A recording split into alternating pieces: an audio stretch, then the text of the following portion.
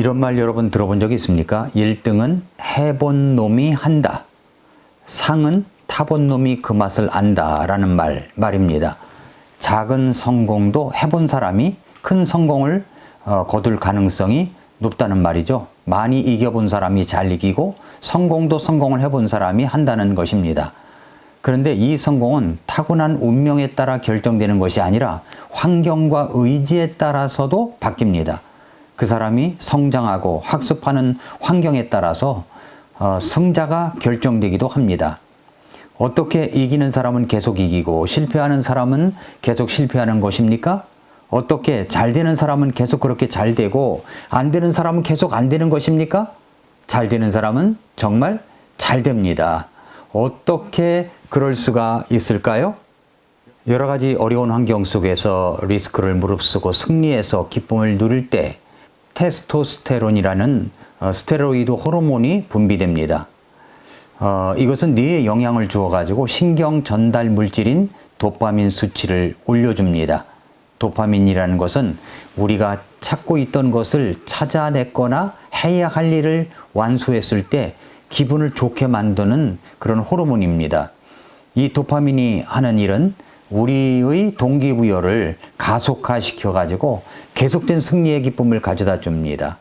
그런데 승리가 계속되면 일종의 승자 효과라 할 수 있는 승리의 선순환 구조가 완성됩니다. 그 승리는 또 테스토스테론을 분출하고 테스토스테론은 도파민 수치를 올려주고 그렇게 하여 도파민은 또 다른 승리를 위한 더 큰 동기부여를 줌으로써 다시 승리를 쟁취할 수 있는 확률을 높여주는 것입니다. 이러한 것을 승자 효과라고 합니다. 잘 기억해 두십시오. 승자 효과.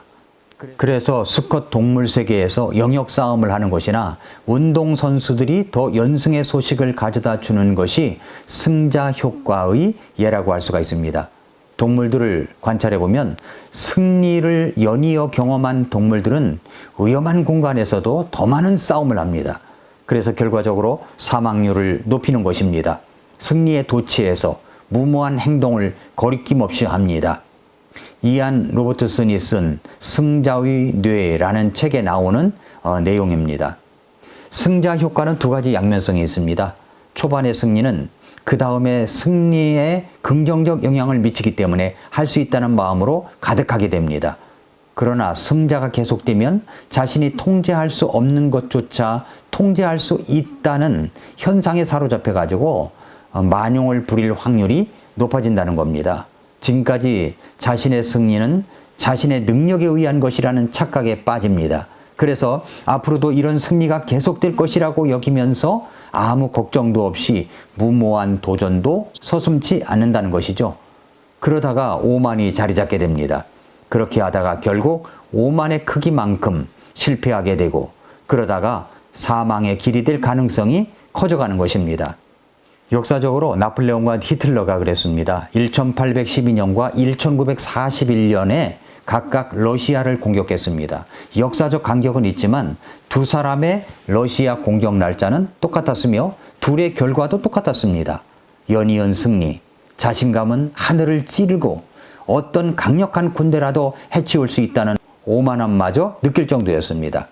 러시아의 침공은 두 권력자의 무모함 때문이었습니다. 너무 승리를 확신한 나머지 보급로와 퇴각로에 대한 계획도 없었고 러시아를 빠르게 정복하고 돌아온다는 생각 때문에 월동 준비도 하지 않고 전쟁을 시작했습니다. 결국 히틀러와 나폴레옹은 부정적인 승자 효과에 빠져 가장 중요한 전쟁에서 자신의 영민함을 잃어버리고 몰락하게 된 것입니다. 자, 우리를 한번 돌아보십시오. 우리는 혹시 내가 하는 일에 자신만만합니까? 무엇이든지 여러분이 하면 될 것 같은 생각이 있습니까? 그것이 하나님의 은혜로 되었다고 인정하기보다는 자신의 힘으로 되었다고 생각하는 것은 아닙니까? 아니라고요? 하나님의 은혜라고 인정한다면 왜 여러분은 하나님을 하나님으로 인정하지 않습니까? 그 하나님께 감사를 하십니까?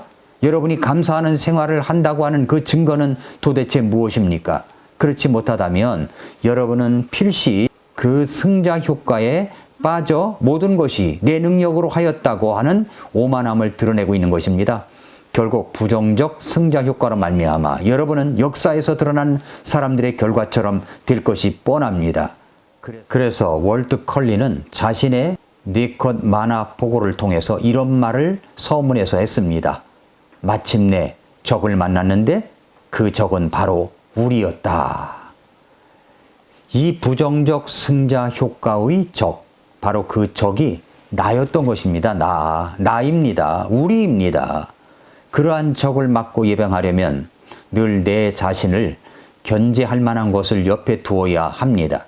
무엇보다 하는 일마다 은혜로 되었다는 사실을 감사로 나타내야 됩니다. 그리고 내게 주어진 것들 중 일정적인 부분을 늘 주님과 이웃을 위해 드려야 되는 것입니다.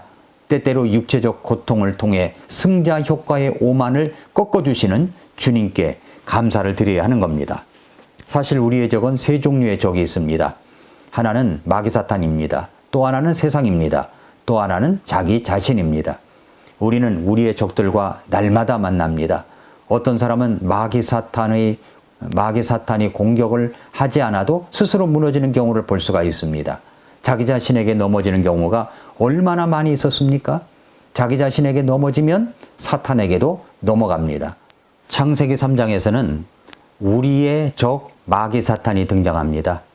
이 말씀은 에덴 동산의 사건이 일어난 후에 한참 지나서 기록되었다는 사실을 먼저 잊지 마시기 바랍니다.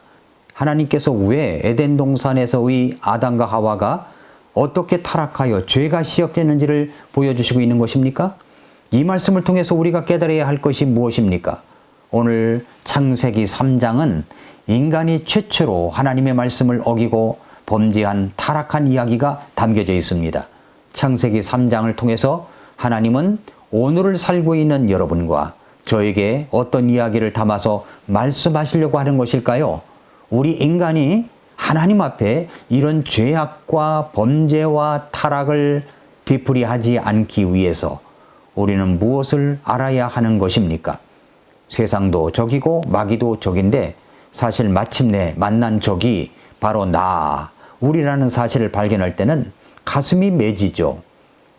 내 안에서 나를 무너뜨리고 쓰러뜨리고 자빠지게 하는 적이 있습니다. 마침내 만난 적이 바로 나입니다. 창세기 3장을 통해서 우리는 3가지 적을 만납니다. 그 중에 가장 우선되는 적이 바로 나라는 사실을 잊지 마시기 바랍니다. 오늘 하루도 우리 안에 적이 있다는 것, 그것이 바로 나라는 것, 내가 나를 무너뜨리고 쓰러뜨리고 자빠지게 한다는 것 잊지 마시고 하나님 앞에 겸비한 귀한 하루가 되시기를 축복합니다. 오늘도 미라클 모닝입니다.